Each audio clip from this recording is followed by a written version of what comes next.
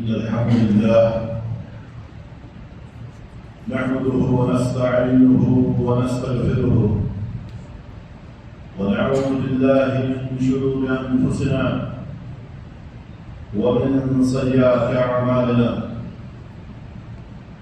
من يهده الله فلا مضل له ومن يضلل فلا هادي له وأشهد أن لا إله إلا الله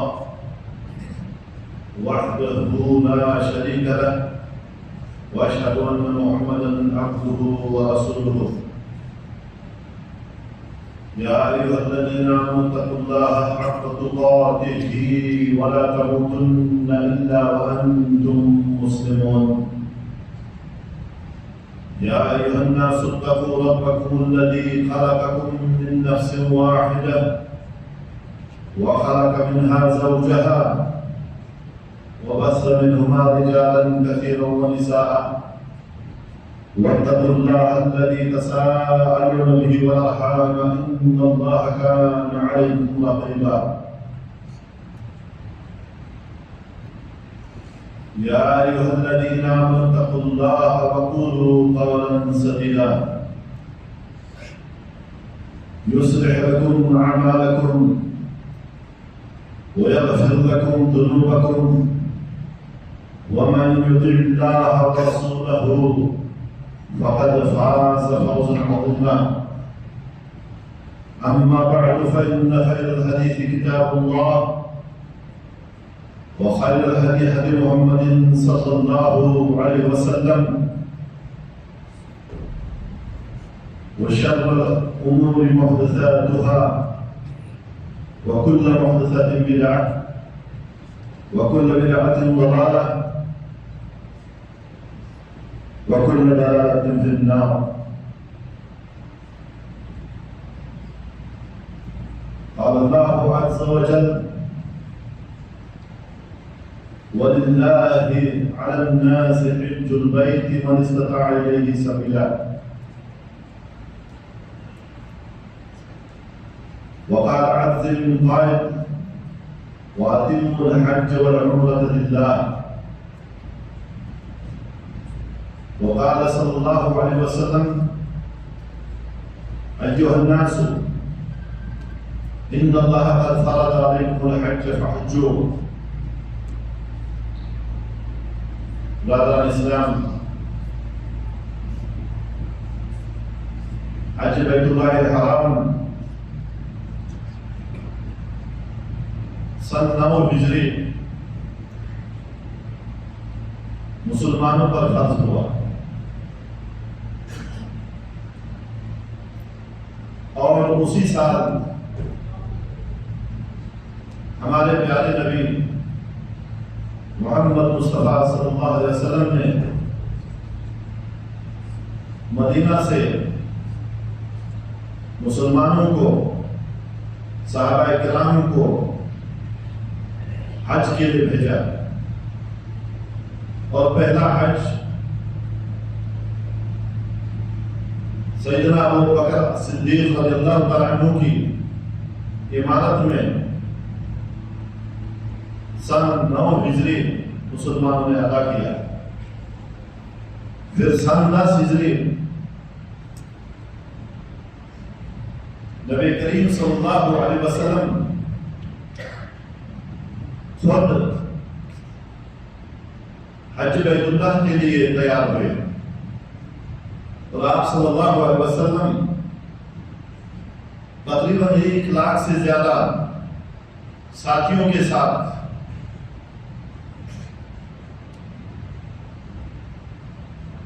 मक्कातुल मुकर्रमा की तरफ हज का सफर किया। मदीना में आम बात हो गई कि इस साल नबी करीम सल्लल्लाहु अलैहि वसल्लम हज कर रहे हैं, इसलिए जहां जहां तक आवाज पहुंची तो पूरे के पूरे मुसलमान मक्के की तरफ रवाना हुए। ये लाखों का मुजमा مکہ سے مدینہ صحراؤں کو کاٹتے ہوئے، تکلیفیں برداشت کرتے ہوئے، زبانوں پر تلبیہ کہتے ہوئے، جسموں کے اوپر سفید لباس پہنے ہوئے الحمدللہ مکہ المکرمہ میں پہنچے، اور اللہ کی رضا کے لیے، اللہ کی خوشنودی کے لیے حج کا یہ فریضہ نبی صلی اللہ علیہ وسلم کے ساتھ ان خوش نصیبوں نے دیا، جس حج کا نام حجۃ الوداع ہے۔ یہ نبی علیہ السلام کا پہلا اور آخری حج تھا۔ اب حج بیت اللہ کا مقام و مرتبہ اسلام میں، یہ اسلام کا 5واں رکن ہے، کلمہ شہادتین، نماز، روزہ، زکوٰۃ اور حج۔ لیکن آج مجھے اس کے احکام نہیں بتانے آپ کو، احکام آپ سنتے رہتے، نہ مجھے اس کی فضیلت یہ بتانے آپ کو۔ میں حج کی مختصر تاریخ آپ کے ذہن نشین کرانا چاہتا ہوں۔ حج بیت اللہ الحرام یہ فرض سن 9 یا 10 ہجری ہوا، 9 ہجری ہوا۔ اللہ نے جو حکم ہمیں دیا ہے اس میں، اس حکم کی طرف پہلے ہم دیکھیں گے، پھر اس کی تاریخ کی طرف ہم جائیں گے، تاکہ ہمیں سمجھ آئے گی یہ حج بیت اللہ الحرام کیا ہے۔ یہ صرف جا کر کے طواف کر لینا، سعی کر لینی، وقوف عرفہ اور پھر رمی جمال ہی کا نام نہیں۔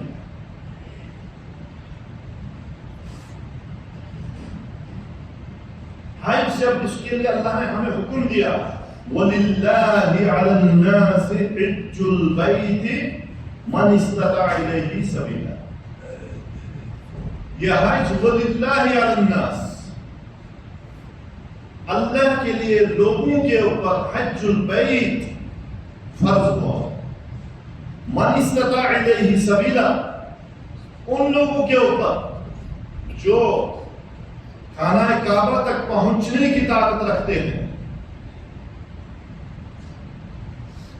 اور وہاں پھر یہ ارکان حج، واجبات حج ادا کرنے کی طاقت رکھتے ہیں۔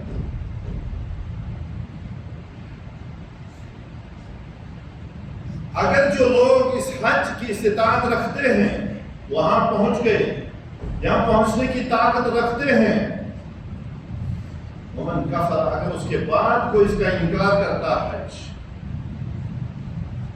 وہ پھر کافر ہے، اور اللہ تعالیٰ کافروں سے بے نیاز ہے، اللہ کو کافروں کی کوئی ضرورت نہیں۔ برادران اسلام، حج ہماری اس ایک تاریخ سے جڑا ہوا فریضہ ہے، جس تاریخ کو جب ہم پڑھتے ہیں، اس تاریخ کو جب ہم سنتے ہیں، یقیناً ہماری آنکھوں میں آنسو آ جاتے ہیں، ہمارا کلیجہ منہ کو آ جاتا ہے۔ وہ تاریخ اس سے جڑی ہوئی ہے، وہ ایک عظیم پیغمبر، ایک عظیم ہستی، ایک عظیم اللہ کا فرستادہ، ایک عظیم اللہ کا بندہ، حضرت خلیل الرحمن ابو الانبیاء ابراہیم علیہ السلام۔ ابراہیم کون ہے؟ ابراہیم کا مرتبہ اللہ کے پاس کیا ہے؟ ابراہیم علیہ السلام کا مرتبہ دنیا والوں کے پاس کیا ہے؟ سنیے، ابراہیم کون ہے؟ عراق کی سرزمین پر پیدا ہونے والا ایک بچہ، عراق کے اس شہر میں جس کا نام ار تھا، ار نامی شہر میں، ار شہر یہ دنیاوی ترقی کے اعتبار سے اس وقت کوئی مثال میں رکھتا تھا، سب سے ترقی یافتہ تھا۔ ابراہیم کا باپ اس وقت کے بادشاہ نمرود کا سب سے بڑا وزیر اور مشیر تھا۔ ابراہیم علیہ السلام کی باپ کی جو تجارت اور بزنس اور انکم جو تھی وہ دنیا میں سب سے زیادہ آمدنی والے بزنس تھی۔ وہ کیا تھی؟ بت تراشی اور بت فروشی۔ بت تراشی اور بت فروشی، یہ میں سمجھاؤں گا۔ بتوں کو بنانا، مورتیوں کو بنانا، ہم اپنی زبان میں کریں گے بات کہ خداؤں کو بنانا۔ دیکھیں کتنے ذہین تھے یہ، کتنے شاطر تھے، لوگوں کو کیسا بیڑا گرک کرتے تھے۔ اس کی کمپنی میں بت بنائے جاتے تھے اور اتنی قسم کی مورتی، اور ہر مورتی، ہر بت، ہر خدا جو انہوں نے بنا کے رکھا تھا، آپ کی کون سی ضرورت ہے؟ آپ بیمار ہیں، شفا دینے والی یہ بت، آپ کو قرض ہے، قرض ادا کرنے والا وہ سرکار، آپ کو بچہ چاہے بچے کا وہ، آپ کو کوئی بڑی مصیبت سے ٹالنے والا وہ، آپ کی بگڑی بنانے والا وہ، آپ کی حاجت روائی کرنے والا وہ۔ اب لوگوں نے اللہ کو چھوڑ کر کے انہی باطل خداؤں، انہی بتوں کو اپنا خدا بنا دیا۔ بت تراشی، بت فروشی، اور پھر اس کے پیچھے جب آپ کے پاس کوئی بزنس کا سامان ہے، تجارت کا سامان ہے، آپ بیچنا چاہتے ہیں، پھر لوگوں کے اندر انوائرمنٹ، وہاں کا ماحول بھی ویسا بنانا چاہتے تھے۔ انہوں نے لوگوں کے ذہنوں میں گھسا دیا تھا کہ یہ خدا تمہاری ہر ضرورت کو پیش کرتے تھے۔ لیکن یاد رکھنا، آج ہم حج کرتے ہیں، حج صرف یہ ہماری حرکتوں کا ہی نام نہیں ہے، حج ایک تاریخ ہے، وہ ہم سب کو سمجھنا چاہے، اس کو ہمیں جگہ دینی چاہے کہ وہ تاریخ اس بچے سے شروع ہوتی ہے۔ یہ بچہ اس بادشاہ کے محل میں ایک وزیر کے گھر میں پیدا ہوتا ہے، لیکن وہ ہم جیسا نہیں تھا۔ بڑھتا گیا، جوان ہوا، سوچ و فکر کی، سوچا۔ اسی لیے میرے پیارے بھائیوں، یہاں آپ لوگ روزی کے لیے آئے ہو، روزی اللہ آپ کو ہر جگہ دے دے گا، یہ بات یاد رکھنا۔ ان اللہ والخلاق ذو قوت، ان اللہ والرزاق ذو قوت متین، اللہ تعالیٰ رزاق ہے، وہ آپ کو بغیر کھانے کے رزق کے مارے گا نہیں، وہ دے گا آپ کو روزی۔ لیکن اگر بغیر ایمان کے آپ لوگ مر جاتے ہو، کوئی فائدہ نہیں ہے، کوئی فائدہ نہیں ہے۔ اسی لیے آپ لوگوں سے گزارش ہے کہ ذہن میں تبدیلی لائے، سوچئے یہ بچہ جو بادشاہ کے گھر، ایک وزیر کے، بادشاہ کے محل میں ایک وزیر کے گھر میں پیدا ہوتا ہے، اور ابھی عنقریب جوانی میں آ رہا ہے۔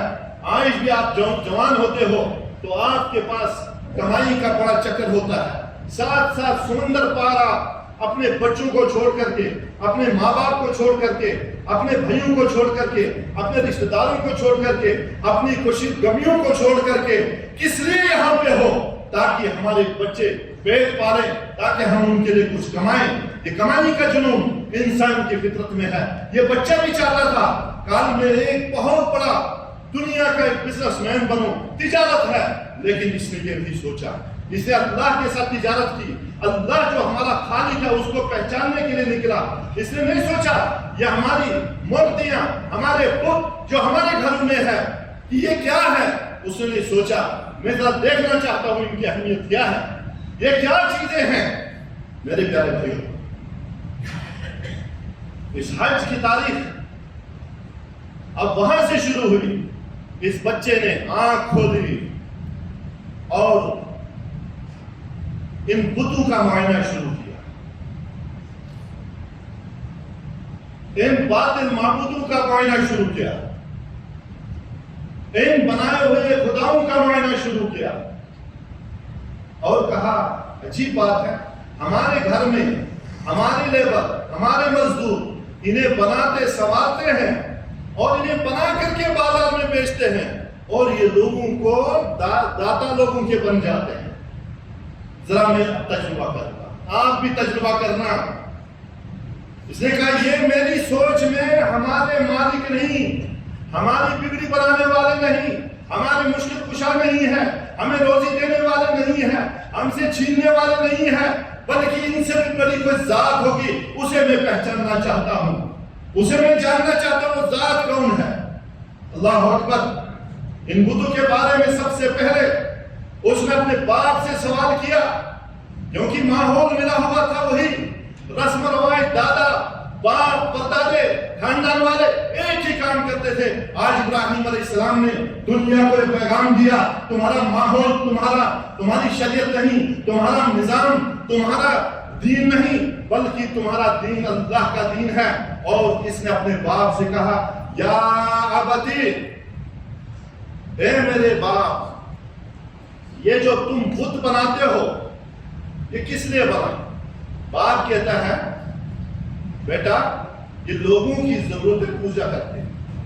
کہا ہے باپ میں تو دیکھ رہا ہوں یہ بت جب ان کو کوئی کھانا دیتا ہے ان کو مکھیاں بڑھ جاتی ہیں، اور یہ مکھیاں تک بھی ہٹا نہیں سکتے، کھانا نہیں کھا سکتے ہیں، چوہے ان کا کھانا لے جاتے ہیں۔ باہر جواب کیا ہے جو آج بھی ہمیں جب ہم آتے ہیں ملکوں میں توحید سیکھتے ہیں، جا کر گھروں میں ہم یہ دعوت پیش کرتے ہیں توحید کی، کہتے ہیں یہ بچہ بگڑ گیا، اور کیا ہمارے باپ دادا غلط تھے؟ کیا ان کا غلط کام تھا؟ یہ بات ذرا یہاں سے سوچئے جو اس وقت حج پہ جا رہے ہیں، حج پہ آئے ہیں، ان لوگوں کو سمجھائے کہ حج صرف یہ رسم و رواج کا نام نہیں ہے، یہ نہیں کہ ہم نے ڈیوٹی ادا کرنا، یہ ایک تاریخ سے جڑا ہے۔ اب ان بتوں کا معائنہ حضرت ابراہیم علیہ السلام نے پہلے شروع کر دیا، کیونکہ بت پرست لوگ زیادہ تھے، زیادہ آج ہمارے بر صغیر میں قبر پرست لوگ زیادہ ہیں۔ جہاں جاؤ کوئی یہاں کسی کی درگاہ، یہاں کوئی سرکار ہے، یہاں کوئی حاجت روا ہے، یہاں کوئی بگڑی بنانے والا ہے، اور یہ مزارات یا ستان وہاں لوگوں کا جمع کثیر اتنا ہے۔ مسجدیں جبکہ ہماری خالی ہیں، مسجدوں میں یہاں پہ کتنے لوگ آپ صبح نماز پڑھتے ہو، لیکن کوئی میلہ لگ جائے اور میلوں میں دیکھیے کیا بہتات ہوتی ہے، ان مزاروں پہ دیکھیے کیا بہتات ہوتی ہے۔ لیکن کمال ہے اس وقت جب آپ اپنے بچوں کو توحید بیان کرنے میں سمجھ جائے، یہ ابراہیم علیہ السلام ہے کس ماحول سے نکلے اور پہلے اپنے باپ کے ساتھ ٹکر لی، دوسرا پھر اپنی قوم ان کے سامنے ہے، قوم ماننے کے تیار نہیں تھی، کہتے تھے کہ یہ ہمارا بچہ بگڑ گیا ہے، اس کی عقل بگڑ گئی ہے۔ لیکن ابراہیم علیہ السلام جا کر کے اس قوم کے بتوں کو توڑتے ہیں، اور اس کے بعد قوم اس کے پیچھے پڑ جاتی ہے۔ ابراہیم ہم تجھے مار دیتے، لیکن تو ایک منسٹر کا بچہ ہے، ایک وزیر کا لڑکا ہے، بادشاہ تیرے ساتھ ہے، ورنہ ہم تجھے مار دیتے۔ تو بتا تو نے ان بتوں کو کیوں توڑا، ہمارے خداؤں کو کیوں توڑا، ہمارے معبودوں کو کیوں توڑا؟ تو ابراہیم علیہ السلام کہتے ہیں یہ بڑا بت ہے، اس سے پوچھ لو، اسی نے توڑا ہوگا غصے میں ان چھوٹے بتوں کو، اس بڑے دربار والے نے، اس بڑے دادا نے، اس بڑے خدا نے تمہارے بتوں کو مارا ہوگا۔ کہتے ابراہیم تم تو جانتے ہو یہ بول سکتے ہیں نہ کچھ کر سکتے ہیں۔ کہا یہی تو تمہاری عقل ہے۔ میرے وہ پیارے بھائی جو حج کے لیے آتے ہیں اور کسی درگاہ سے بیعت کر کے آتے ہیں، جاتے ہیں نذرانہ درگاہوں پہ لگاتے ہیں، انہیں حج سے یہ بات سیکھنی چاہیے کہ یہ جو نذرانے ڈالتے تھے ان بتوں کے اوپر وہ بت تھے، اور آج وہ شکل بدل گئی ہے، کیونکہ ابلیس کے کام وہی ہیں۔ ہمیں چاہے کہ نذرانہ اللہ کے لیے، صدقات نذر و نیاز اللہ کے لیے، نہ کہ غیر اللہ کے لیے، نہ کسی جو ہے بت کے لیے۔ تو یہاں پہ ابراہیم علیہ السلام نے یہ بھی کرتے دکھا۔ اس کے بعد ابراہیم علیہ السلام نے ان لوگوں کے ساتھ مقابلہ کیا جو کہتے ہیں بت کچھ چیز نہیں ہے، ہماری بگڑی جو بناتے ہیں، ہماری اچھائی اور برے کے مالک کے ستارے ہیں۔ ابراہیم علیہ السلام ان ستاروں کی طرف دیکھتے ہیں اور ستارے جب چاند نکلتا ہے اور ستارے ان کی روشنی ختم ہو جاتی ہے، ابراہیم علیہ السلام سوچتے ہیں کہ میرا رب، میرا مالک اور خالق، میرا معبود جس کے سامنے میں سجدہ کروں، وہ اتنا کم نہیں ہو سکتا، اس کے اوپر کوئی غالب آئے گا۔ چاند ان کے اوپر غالب ہو جاتا ہے۔ پھر آگے اور سیٹ اپ ملا، چاند کو جب چمکتا ہوا دیکھا، کہا ہاذا ربی، یہ میرا رب ہو سکتا ہے۔ تو جب سورج نکلا اور چاند کی روشنی ختم ہو گئی، کہا نہیں، یہ میرا رب فلما افلا، جیسے کہ یہ میرا رب نہیں ہو سکتا ہے کیونکہ اس سے بھی مضبوط سورج ہے۔ پھر سورج پرستوں کے پاس گیا، سوچا شاید یہ بہت بڑا مضبوط ہے، اور جب سورج کے اوپر رات نے اپنا جماوا کر دیا، اس کو گھیرے میں لے لیا، سورج کی روشنی چھین لی، کہا یہ میرا رب ہے پہلے سورج کے لیے، لیکن جب فلما فلا یہ ختم ہو گیا، کہا نہیں، میرے رب کے اوپر کوئی غالب نہیں آ سکتا ہے، میرا رب کوئی مردہ نہیں ہو سکتا، میرا رب کوئی بت نہیں ہو سکتا، میرا رب کوئی گائے نہیں ہو سکتی، میرا داتا اور مشکل کشا کوئی پیر نہیں ہو سکتا، مجھے دینے والی ذات کوئی جو ہے مخلوق نہیں ہو سکتی، یہ سورج، چاند، ستارے، پتھر، دیوتائے، یہ سب میں انہیں پسند نہیں کرتا ہوں۔ اب ایک اللہ کی طرف میرا رب یہ ہے، سب سے بڑا ہے اور اس میں کوئی غالب نہیں ہو سکتا۔ ہاں میرے بھائیوں، یہی کچھ ہمیں اسلام میں تعلیم دی گئی ہے کہ ابراہیم علیہ السلام آخر اس نقطے تک پہنچے جس نقطے کے کہتے ہیں نقطۂ توحید۔ جب یہ سمجھ میں اس آ گئی اور اس توحید کو سمجھ گئے، اس وقت ابراہیم علیہ السلام سنیے اب آزمائشوں میں ہو جائے، توحید کے اوپر جتنے مضبوط رہو گے آزمائشیں تمہارے اوپر آ جائیں گے۔ بت پرست، یہ بت پرست، قبر پرست، یہ جو ستارے پرست، چاند پرست، سورج پرست، گائے پرست، کچھوے پرست، یہ جو قبر پرست، سب ایک طرف ہو گئے۔ کہا کیا کرنا ہے؟ کہا فحرقوہ، اس موحد کی آگ لگا دو، اسے جلا دو تاکہ تاریخ دنیا یاد کرے گی۔ لیکن یاد رکھنا، جسے اللہ بچانا چاہتا اسے کوئی بھی بگاڑ نہیں سکتا۔ ابراہیم علیہ السلام کا اس جگہ تک اب پہنچے جو پہلے بتوں کو سوچا کرتے تھے یہ کچھ کر رہے ہیں، پھر چاند ستاروں کو اور پھر سورج کو، آج ان کے دل میں ایک ہی عقیدہ بن گیا، ان کی زبان سے ایک ہی کلمہ نکلا، انی وجہت وجہی للذی فطر السماوات والارض۔ پڑھتے ہو یہ دعا نمازوں میں کہ نہیں؟ پڑھتے ہو کہ نہیں؟ جاؤ کرو، لگاؤ مرغا ادھر، لگاؤ فلاں ادھر، اس کے بعد حج کرو، پڑھو نمازوں کی کوئی پھر فائدہ نہیں۔ انی وجہت وجہی للذی فطر السماوات والارض حنیفا وما انا من المشرکین۔ میں نے اب اپنا رخ صرف اللہ کے لیے کر لیا۔ اب جس اللہ نے مجھے پیدا کیا، بلکہ زمین آسمان کو پیدا کیا، اب میری نماز، میرا روزہ، میری حج، میری زکات، ہر چیز اللہ کے لیے۔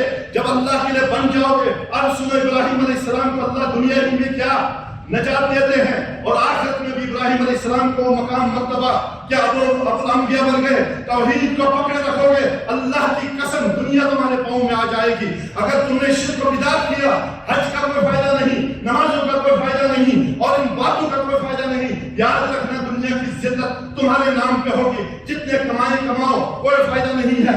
آج ابراہیم علیہ السلام اب پہلی بار آگ کا سامنا کرتے ہیں، پوری قوم نے آگ میں جلانا چاہے، لیکن اللہ جسے بچائے اسے کوئی بال بنکا نہیں کر سکتا۔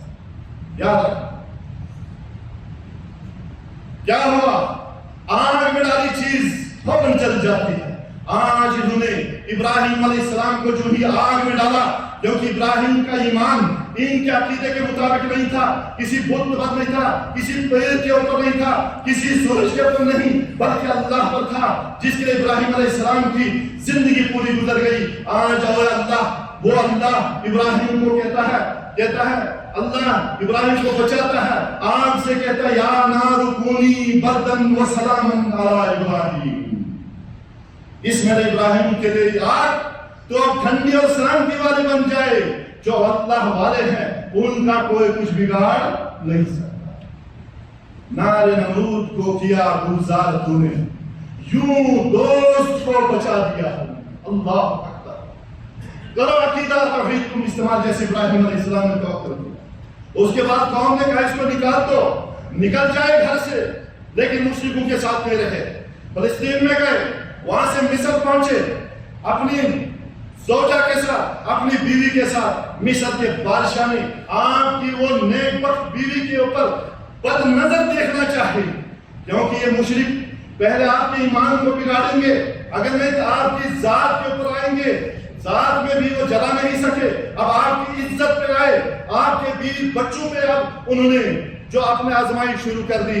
ابراہیم علیہ السلام نے حضرت دعا اللہ سے کی، اے میرے رب میری بیوی کو تو محفوظ رکھنا، جب گھروں سے آتے ہو اپنے بچوں کو اللہ کے حوالے کیا کرو، ان کو توحید کی تعلیم دو، جب وہ موحد ہوں گے انشاءاللہ وہ نماز پڑھیں گے، وہ بدکاریوں سے دور رہیں گے، وہ فحش سے دور رہیں گے۔ میرے عزیزوں پھر تمہاری کمائی، تمہاری نمازیں، تمہارا یہاں آنا اللہ قبول فرمائیں گے۔ مصر کے بادشاہ نے سوچا خوبصورت عورت ہے، اکیلا آدمی ہے، اس کو گرفتار کرایا۔ ابراہیم علیہ السلام اللہ سے دعائیں مانگ رہے ہیں، اللہ ہماری عزت بچا دے، اللہ میری بیوی کی عزت بچا دے۔ بادشاہ ہاتھ لیتا، اس کا ہاتھ کھڑا ہو گیا، تاریخ گواہ ہے، اور بادشاہ ڈر گیا، کہا یہ اللہ والا ہے۔ یہ ہوتا ہے آپ کا عقیدہ، جب آپ کا عقیدہ اگر مضبوط ہوگا، یاد رکھنا اللہ آپ کے ساتھ ہوگا، چاہے آپ غریب ہو، آپ مظلوم ہو، آپ مقہور ہو، آپ دبے ہوئے ہو، اللہ آپ کا ساتھ دے گا۔ یاد رکھنا آج بادشاہ ڈر جاتا ہے، کام جاتا ہے، اور اس کے بعد کیا کہہ رہا ہے یہ بادشاہ، کیا ہے اس کو چھوڑ دو، اور اپنی بیٹی حضرت حاجرہ جو ایک جو ہے شہزادی تھی، اس کو کہا میں اس کے خدمت کے لیے دے دیتا ہوں، اس کے لیے پانی کے طور پہ میں اس بچی کو دے دیتا ہوں۔ ابراہیم علیہ السلام ان دونوں شہزادیوں کو لے کر کے، اپنی بیویوں کو لے کر کے ماشاءاللہ فلسطین واپس آتے ہیں۔ فلسطین سے اللہ نے حکم دیا، ابراہیم اس چھوٹی بیوی اور اس سے ایک بچہ لانے دے دیا، حضرت اسماعیل علیہ السلام، اور بڑی بیوی سے حضرت اسحاق علیہ السلام، اور کہا میں اب چھوٹی بیوی کو آزمائش اللہ آزما رہے ہیں کہ میرا ابراہیم مان رہا ہے۔ ابراہیم اللہ کا فرما بردار بندہ تھا، ابراہیم اپنی اللہ کے حکم میں کامیاب ہو گیا۔ آج اگر ہم دیکھیں، آج ہمارا حال یہ ہے، ہم تڑپ رہے ہیں، ہم کہتے ہیں مسلمان مظلوم ہیں، ہم غریب ہیں، ہماری روزی میں برکت میں ہے، کہاں کی برکت ہوتی، کہاں کی برکت ہوگی؟ آج اللہ کہتا ہمیں نمازیں پڑھے، ہماری مسجدیں خالی ہوتی ہیں، ہم جاتے ہیں صرف روزی میں لگے ہیں، ظہر کی نماز ہم سے چھوٹ جاتی ہے، ہم سے جو ہمسایوں کے حقوق چلے جاتے ہیں، مشکل پڑتی ہے ہم درگاہوں پہ جاتے ہیں، بیمار ہوتے ہیں ہم تعویذ پہن لیتے ہیں، کہاں کی برکتیں ہوں گے، کہاں کی برکتیں ہوں گے؟ سنیے ابراہیم علیہ السلام آج جو ہے کس طریقے سے اللہ کہتا ہے ابراہیم نکل اس بیوی اور بچے کو اٹھاتے ہیں، اور وہ بھی بچہ اللہ تعالیٰ نے 80 سال کی عمر میں دیا، خوبصورت بچہ، پیغمبر کا بچہ، سیدنا اسماعیل اور حاجرہ علیہ السلام کو لے کر کے مکے کی اس جگہ پہ چھوڑ جاتے ہیں جہاں کوئی پانی نہیں، کوئی زندگی کا گزارنے کے کچھ آثار نہیں ہے۔ حضرت ابراہیم علیہ السلام کہتے اس جگہ پہ چھوڑ کے جاؤ، تھوڑا سا پانی دے دو، اللہ والوں کے لیے اللہ کافی ہوتا ہے، اور جو بیمان قسم کے لوگ ہوتے ہیں ان کا دنیا کے اسباب پر بھروسہ ہوتا ہے، یہ نہیں ہوگا ہم مر جائیں گے، یہ نہیں ہمارے پاس ہوگا ہماری عزت ختم ہو جائے گی۔ اسی لیے روزی دینے والا، زندگی دینے والا، موت دینے والا اللہ، عزت اور بے عزتی دینے والا اللہ، یہ نسلیں بچانے والا اللہ۔ لیکن آج اس زمانے میں بھی جب ہمارے پاس کھانے بہت ہیں اور نعمتیں بہت ہیں، اس وقت بھی آپریشن کر کے بچوں کو بند کر دیا جاتا ہے، آپریشن کر کے زندے بچے ہم مار دیتے ہیں، ہم ظالم ہیں۔ ابراہیم علیہ السلام اس جگہ پہ بیوی اور بچے کو ان کو تھوڑا پانی اور کھجور دے دیتے ہیں۔ میرے پیارو یاد رکھے، واللہ آنکھوں میں آنسو آ جاتے ہیں، دل رو پڑتا ہے، کس طرح سے اس وقت بیوی اور بچے کو چھوڑا ہوگا، کس جگہ کے طرف کے مریں گے۔ اللہ اکبر۔ لیکن اللہ تعالیٰ کے بندوں کے ساتھ اللہ ہوتا ہے، اور آج ان بندوں کو اللہ کے حوالے کر کے اس بیوی اور بچے کو ابراہیم علیہ السلام دعا کرتے ہیں، انی اسکنت ذریتی بواد غیر ذی زرع عند بیتک المحرم ربنا تقبل۔ اے اللہ میں نے اپنی ذریت کی جگہ پہ تو آباد کیا ہے، اے اللہ اسے قبول فرما۔ اب یہ بیوی اور بچہ چند دنوں کے بعد اللہ ان کو زمزم کا کنواں پھٹا کر کے دے دیتے ہیں. اللہ ہے واللہ اللہ پہ بھروسہ کرو گے وہ پتھروں سے بھی تمہاری روزی دے گا. یہ سرزمین یا کمپنی میں نہیں, یہ تمہاری داتا نہیں ہے, پتھروں سے بھی دے دے گا. اس پتھر کے بیچ میں وہ چشمہ نکل آیا جو قیامت تک ایک معجزہ بن گیا. وہ چشمہ نکل آیا جس کا پینا نبی صلی اللہ علیہ وسلم نے فرمایا تمہارے لیے غذائیت بھی ہے اور شفا بھی ہے. اللہ اکبر. آج دنیا میں سب سے زیادہ استعمال ہونے والا برکت کا یہ کنواں یہ آب زمزم. پھر یہ بچہ اور بیوی اسی جگہ پڑے. اس جگہ پہ مکہ کا شہر آباد ہوا. اب آبادی کیونکہ دعا ابراہیم کا نتیجہ تھا, اس میں آخری پیغمبر آنے والے تھے, یہاں لوگوں کے اوپر حج فرض ہونے والا تھا. اب یہاں پہ اللہ تعالیٰ نے حکم دیا ابراہیم علیہ السلام کو کہ ابراہیم جا وَإِذْ بَوَّأَ إِبْرَاهِيمُ مَكَانَ الْبَيْتِ, کہ اب جا اس جگہ پہ اللہ کا گھر بنا دے. خانہ کعبہ دنیا کا پہلا گھر جو مکہ میں توحید کی علامت, توحید کی نشانی, اللہ کے بندوں کا اطمینان, ہمارے گناہوں کی بخشش کا مرکز, جہاں اللہ سبحانہ وتعالیٰ کی طرف صبح شام 5 وقت دنیا سے مسلمان اللہ کے بندے رجوع کرتے ہیں. اور ابراہیم علیہ السلام اس تعمیر میں جب ہاتھ ڈالتے ہیں, ربنا تقبل وَإِذْ يَرْفَعُ إِبْرَاهِيمُ الْقَوَاعِدَ مِنَ الْبَيْتِ وَإِسْمَاعِيلُ رَبَّنَا تَقَبَّلْ مِنَّا إِنَّكَ أَنْتَ السَّمِيعُ الْعَلِيمُ. اب کھانا کعبہ بننے لگ گیا اور دعائیں کر رہے ہیں ربنا تقبل, اے اللہ تو یہ قبول فرما دے اس گھر کو. اللہ اکبر. وہ دعا قبول ہو گئی, کھانا کعبہ بن گیا. چند دنوں کے بعد ابراہیم علیہ السلام دعا کرتے ہیں, اللہ سے ندا کرتے ہیں, اللہ سے مناجات کرتے ہیں. وَأَذِّن فِي النَّاسِ, اللہ کہتا ہے جا لوگوں کو آواز دے دے. اور ابراہیم علیہ السلام آواز دیتے ہیں کہ اللہ اس گھر کے لیے حاجی تو بنا دینا.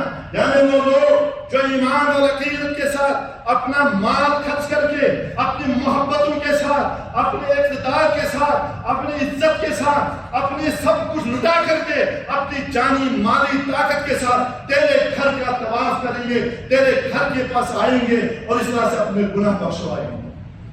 وَأَذِّن فِي النَّاسِ, ابراہیم جائے آئیں گے, چل کے آئیں گے, دوڑ کے آئیں گے, سواریوں پہ آئیں گے, جنگلوں سے آئیں گے, قومیں کی قومیں آئیں گی. اللہ حکم مسلمانوں, یہ حج یہ توحید کا ثمرہ ہے, حج توحید کا نچوڑ ہے, حج ابراہیم علیہ السلام کی ان قربانیوں کا نچوڑ ہے. حج ہمیں چاہے کہ اگر جس حاجی میں عقیدہ توحید نہیں ہے اس کی کوئی عبادت قبول نہیں ہے, کیونکہ یہ دعا ابراہیم کا ثمرہ ہے.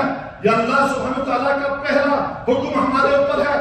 حج کیونکہ انتہی بیت للطائفین, یہ اللہ نے حکم دے دیا کہ اس گھر کو اب صاف کر دے تاکہ یہاں تیرا طواف ہو, یہاں رکوع کرے لوگ, یہاں سجدہ کرے, یہاں اللہ تجھ سے دعا کرے. اسی لیے یہ بلد امین ہے, یہ بیت الحرام ہے اور قیامت کے دن تک انشاءاللہ یہ باقی رہے گا.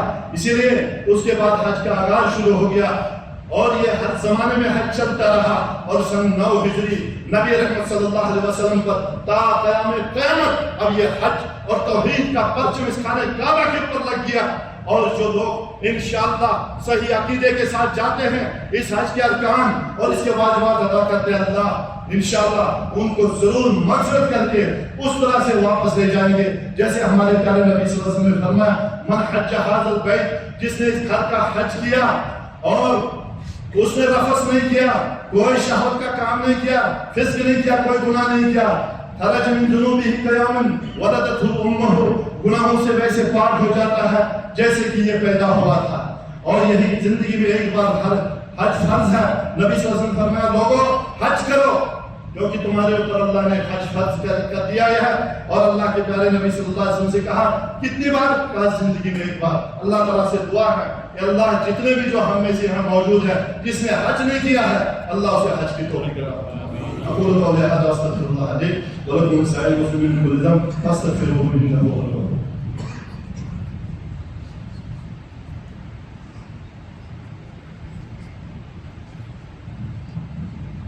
الحمد لله والصلاة والسلام على أشرف الأنبياء والمرسلين نبينا محمد وعلى آله وصحبه أجمعين. میرے پیارے بھائیو, یہ حج ہم سے قربانی مانگتا ہے کیونکہ اللہ تعالیٰ نے ارشاد فرمایا وَإِذِ ابْتَلَىٰ إِبْرَاهِيمَ رَبَّهُ وَإِذِ ابْتَلَىٰ إِبْرَاهِيمَ رَبُّهُ فَقَالَ إِنِّي جَاعِلُكَ لِلنَّاسِ إِمَامًا قال من ذریتی، ابراہیم علیہ السلام آزمائشوں سے بچپن سے گزرے. آخری آزمائش تھی کہ آپ نے دیکھا کہ ابراہیم علیہ السلام سے بیٹے کی قربانی مانگی. اللہ، پہلے اپنی قربانی پھر بیٹے کی قربانی. ابراہیم علیہ السلام کامیاب ہو گئے، بیٹے کی بھی قربانی دی. اور بیٹا بھی اتنا اچھا تھا، جب قربانی کے لیے گئے کہتا کہ بیٹے اللہ نے مجھے حکم دیا انی اذبحک، میں تجھے ذبح کروں گا. کمال کا بیٹا تھا. کہا یا ابت فتمات اللہ، اے میرے باپ جو اللہ نے تجھے حکم دیا ہے وہ کر بیٹھ، تو مت دیکھ میں پیارا بچہ تیرا ہوں. اسی لیے میرے پیارے بھائیوں، جب اگر ہم حج کی تاریخ کو دیکھیں، صرف تاریخ نہیں، ہم دیکھیں کہ اس وقت ہمارے سامنے ہمارے بچے ہیں، ہماری بیویاں ہیں، کیا ہم نے ان کو دین کے اوپر ویسا مضبوط کرنا سکھایا جیسے ابراہیم علیہ السلام کی تعلیم تھی، جیسے ابراہیم علیہ السلام نے ہمیں تعلیم دی، جیسے ہمارے پیارے نبی صلی اللہ علیہ وسلم یہ تاریخ ہمیں بتائی. اگر تو سچ ہے پھر سوچے آپ دنیا میں خوش رہیں، اگر نہیں ہے تو اب یہ ہمیں آج حج کی تاریخ بتاتی ہے کہ اگر دنیا میں تمہیں بڑا بننا ہے، دنیا میں اور آخرت میں تمہیں نام روشن کرنا ہے، تو ابراہیم علیہ السلام کا اسوہ اپنائیں اور خانہ کعبہ کی اس تاریخ کو یاد رکھیں. اللہ تعالیٰ سے دعا ہے اللہ ہم سب کے گناہ معاف فرما، اللہ ہماری خطاؤں کو معاف فرما. یا اللہ ہم میں سے کوئی شقی اور بدبخت نہیں بنا دینا. یا اللہ ہمیں اپنی نعمتوں سے محروم نہیں کر دینا. اللہ جو بھی یہاں پہ بیٹھے ہیں اللہ ہم تیرے دربار دربار ہیں. اللہ ہم تیرے فقیر ہیں، ہماری جھولیاں بھر دے. یا اللہ ہماری مشکلات کو دور فرما دے، ہمارے قرضوں کو ادا فرما دے، ہماری جو ہے رسوائی کو اللہ تو اچھائی میں بدل دے. یا اللہ ہماری غربت کو، فقیری کو تو امیری میں بدل دے. ربنا آتنا فی الدنیا حسنۃ وفی الآخرۃ حسنۃ وقنا عذاب النار. اللهم صل على محمد وعلى آل محمد كما صليت على إبراهيم وعلى آل إبراهيم إنك حميد مجيد. اللهم بارك على محمد وعلى آل محمد كما باركت على إبراهيم وعلى آل إبراهيم إنك حميد مجيد. اللهم اجعل خلفاء الراشدين خيرة المهديين أبي بكر وعمر وعثمان وعلي وسائر الصحابة والتابعين ومن تبعهم بإحسان إلى يوم الدين. اللهم اغفر جميع المؤمنين والمؤمنات والمسلمين والمسلمات الأحياء منهم والأموات ولما في عباد الله من لا يعبد الا الله يحسن ويكاد الضربين حمل الفاحشه من الضربين ويعظكم لعلكم تذكرون. اذكروا الله يذكركم وتوسلوا بذكر الله اكبر والله يعلم ما تصنعون.